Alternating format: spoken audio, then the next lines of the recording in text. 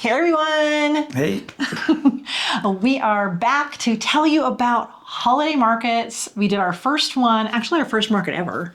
Yes. Yeah, and we thought you might want to know this too, because I know a lot of the people that follow us are also photographers in your area, and maybe you're considering this. Yes. If you sell some of your photos, you might be able to afford that new lens. Oh, the new lens. Okay. This is something Steve really wants to do. He's taken over most of Cattail Chronicles. He really wants to do in-person markets more. And when this opportunity came up, we thought, what the world? Why not? Sure. Why not? And so we have a few things that we've learned that we thought we'd pass on to you. And I've put them in 4 different sections: before an art show, during and after, and some lessons we learned. This was called the Holiday Artisan Gift Fair. There was probably, I think, 20 vendors. So it was on the smaller side. We were the only actual photographer. There was a couple of people with some photography, but they had other things as well. So that's good to know. Yeah, it was only 5 hours, so Yeah. from 9 to 2, I believe. Yeah, that sounds right. But it takes a lot more than that time to get it together. First thing, learn everything you can about doing these things. Ooh. Go to markets. Go to quite a few different art markets. See what people have set up. See what they're selling. We actually had a class on holiday sales, how to optimize holiday sales. Oh, your market booths, yeah. Yeah, A really good class. And that talked about displays and how to set up your booths and marketing it and Oh, and how to interact with the people coming through the market. Really good class. Yep. Yeah, I think so much is planning. Pre-production is key to everything, and this is no exception. Like one of the things I put on here was if you can find out about the market 2 months in advance, it took a good 2 months to get ready. Yeah. Yeah, so give yourself a ton of lead time, not only to get your products ready and your booth stuff ready, but marketing, letting people know. Yep. Yeah, as much lead time as you possibly can. Start a checklist. Yeah. These are all the things you need to do, and there is no final checklist. Yeah. You'll keep remaking them as you go You'll keep through. remaking it? Yeah. Because like one of the first things we did is we came in here to the gift shop and took inventory. This is the different prints that we have, the different wooden stands that Steve makes, and how many do we actually want at the market. So that was the first thing. Take inventory of everything we had. Put up your booth Yeah. just like you're going to do it at the market. We actually taped off the area that we had to put a booth in our garage here so that we stayed within bounds. Yeah, that was really good. And because we have this garage here at the studio, there was one wall because we knew at this space, it was indoor, that we'd have a wall to use. Yeah. Not to put anything on, but we could be up against a wall. We weren't in the middle of the space. Yeah. So we treated it like that. And yeah, we taped off. We ended up having a good sized booth, a 10 by 12 booth. So you can put a lot in these different booth sizes. So know your booth size ahead of time, and do you have outlets? Do you have walls? Things like that. And setting it up ahead of time.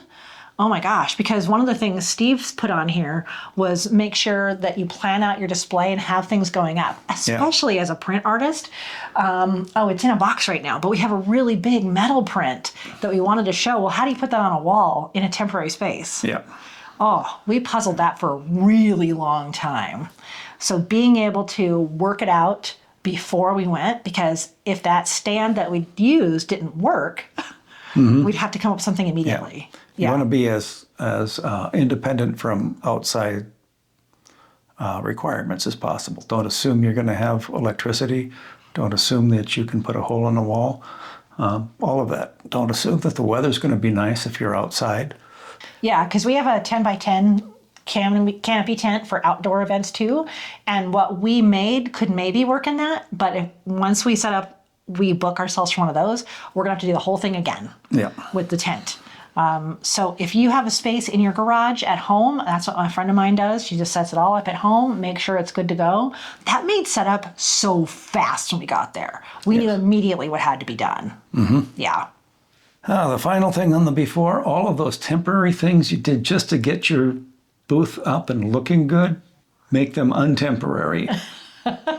Yes. Yeah, we had a 2-inch by 2-inch post that we were using to help support our back wall. When we were setting up, it broke. We will be replacing that with a more permanent solution, but we should have done that before show. So actually, there is one more thing on here is marketing, marketing, marketing. Do as much of your own marketing as possible. Steve sent out several emails. Maybe you got one. He figured out how to log back into social media. I've posted stuff to my clients and my friends. Marketing, marketing, marketing. So because every single person there marketed and their friends, ask your friends to share it, and they do, which is super helpful. I can't tell you how many people, this will get into the during, but walked in and said, oh, I saw the post today and I had time. Like, okay, so market a ton.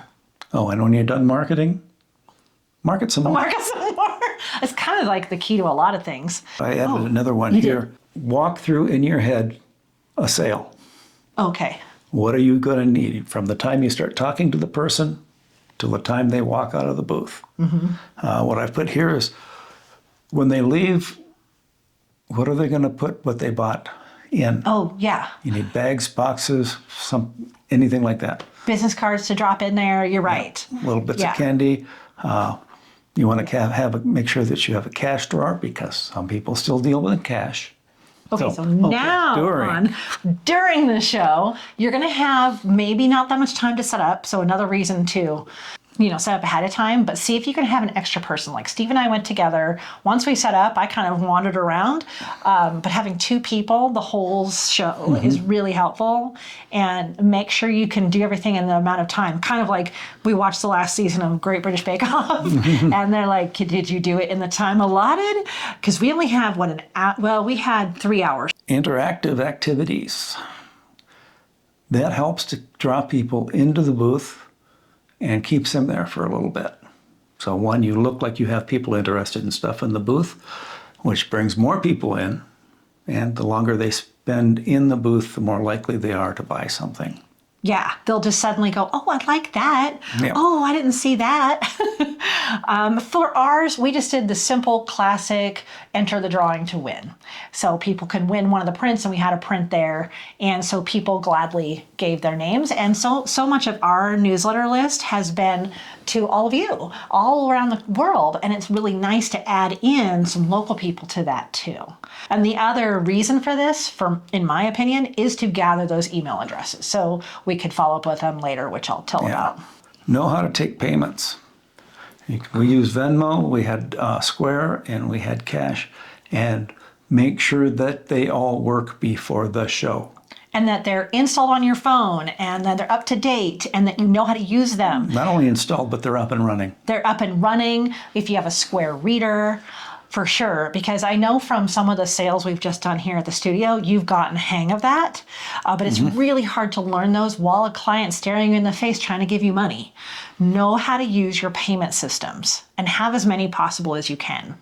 A toolkit, because of that one piece broke. Steve's like, I've got stuff in the car. And so he was just able to run out to the car and we could piece that piece together, or else the whole backdrop would have not been supported properly. We were in town, so we could have gone to a store, but that would have taken time. So having a toolkit is really good. That came in. You want the basics: hammer, pliers, tape. We had glue. Duct tape. A whole thing of zip ties. Zip ties. Like zip ties, Velcro. y'all. You want to be able to fix anything you got in your booth. So here's where it also helps to have 2 people, is that I could wander off and talk to the other vendors. I could say, oh, I'm taking a break from the booth. I wanted to come say hi. And part of that is that you get to know them too, because maybe you'll see them. Maybe they have another idea for another market that you can come to. The other people, the other vendors are a great source of information on how to do markets, what other markets there are, which markets are might be good for you, which ones aren't. A wealth of information. And here's something we learned at our class too, was that they will shop at your booth. So if you're in a market that closes at 2, don't start taking down at 1. Stay up all the way to 2.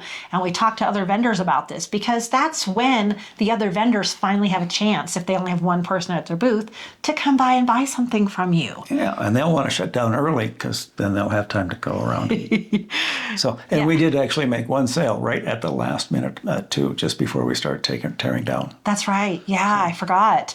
And so while I was out wandering, what were you doing, Steve? I was talking to people. Come up with different ways to say, hi, how you doing? Enjoying the show? Have you bought everything yet? Favorite of mine is, have you made your first round? Because there were several people like myself do a full circuit first and then go and buy what you think you want. Yes, that's classic Steve. I call it circling the market. So be super welcoming. Don't just sit behind your table and be on your phone. Be out there with them. That means you're going to be probably on your feet. Did you ever sit down? No. No, we had chairs right there, really comfy chairs. If you're not, if there's nobody in your booth, you walk out in the aisle and you meet people you there. talk to them. If you're sitting down, that means there's nobody in the market. And that should never happen. Have stories about your stuff. Yeah. It's a great talking point, keeps people there, can induce them to buy something. Oh, yeah, all the time, because they'd be like, where did you take that picture? Yep. We'd be like, oh, Moraine Park. Oh, yeah, I've been there. And then so many people have been to these Colorado locations that they're like, oh, I love that. I fished there, whatever. Or, if they saw the eagle on the moon, like, oh, gosh, how'd you get that? And so I'd tell them the story of a YouTube video and I was doing my happy dance after. It is great to have these stories. Always have available ways for them to contact you after the show. Weeks after the show, years after the show, if they find the business card in a drawer somewhere. Yeah, the business cards. We had our sign, I don't know where it went, for Instagram. Oh, it's up on the windowsill. So we had a QR for our Instagram. We had a sign to get our photographer's guide to Trail Ridge Road. We had a lot of ways for people to keep in contact with us. You're right. And I think the one more thing is obviously take photos of your booth. And I say obviously, but the first it's shocking how much you forget to do that. Yeah, as soon as you get it all set up and the way you want it, take a photo. Right, because you're going to forget how you set up each table. So take pictures of your entire setup so you can know for next time. Yep. And if you're a Monique type person, you take reels. Get them up on Instagram. This is where we're at, folks. Come and get us. Yeah, so I brought a stand for my phone, a magnetic stand, and we did a time lapse on my phone of setting up the booth. Yeah. And then a little like, here we are at the end. And so we posted that reel the day of as well. And again, that helped people come in. And now we have that for the next time. Like, oh my gosh, we're doing another market. And we could use that for a voiceover piece. Yep. All right, moving on to after the market. And yes, there are things to do after a market. The next day, follow up. Follow up, yes. We had the drawing, so we had a bunch of emails on that list. Sent an email to every one of them saying, hey, great to see you. And we actually put in a 10% coupon code so that they could buy more stuff after the market. And it actually worked. We did have almost like the next day. Yeah, that day. We had people or another person buying stuff. Right. And I've done this a lot at my photography booths for my regular studio, is that everybody on the email says, oh, congratulations, Amanda won the main thing, but you all are winners and you use this code, you get 10% off during this amount of time. And he immediately got another sale, which is really cool. When you get everything unloaded, pack it up in a way that you'll be able to just start pulling boxes out and throwing them in the car, putting them in the car or truck for the next one. Nicely organized stuff is always good when you're packing it to take it someplace else. The big one, postmortems. Have a meeting afterwards. Yes, what was working, what didn't work, what could you do different next time? How to make things more efficient. There's a popular saying, plan, do, review. And so anytime you do any kind of event or campaign, it should be plan, do, review every time. Yeah, and then just kind of general lessons to round this whole thing out. And this is almost during also. Keep track of your sales, what was sold, any comments that people had. Comments people had will tell you what they're interested in and what you can focus on next time to increase sales. Yeah, well, and along with that too, is Steve kept a separate file that was a list of expenses for the market. Yeah. You want to know what your expenses are compared to what your income is, and some of those expenses are going to be one time. Digital file management. Yep, that was the last lesson. You take pictures, you've got photos, you've got videos. get that all organized, what you've used for this and what you're going to use for the future. Because all those videos and photos you took of this market can be used in the future. And you put them in a nice organized space so you can access them quickly later. I still have problems organizing digital files, Don't we all? but it needs to be done. So yeah, that's our before, during, after, and our lessons from doing our very first, well, Steve's for sure, very first big market. And I really had a lot of fun. It was fun. So, and actually it kind of changed my mind on this gift shop here at the studio. We're just gonna turn it into the Cattail Chronicles gallery. So Steve's gonna have full reign of this room to set it up how he wants and utilize the wall space and the entire room. It's not a big room, but it's big enough. It's bigger than our booth, I think. Yes, it is. A little bit. So yeah, I think we had a lot of fun. And it was really cool to see those prints and those experiences out on the sale floor for other people to enjoy. And that's why we do a lot of this. Yeah, we want to make some dollars, of course, but we also want to share. This is what it's like in Colorado and being a photographer and taking all these cool pictures. We want to share them with people. Yep. And brighten their lives too.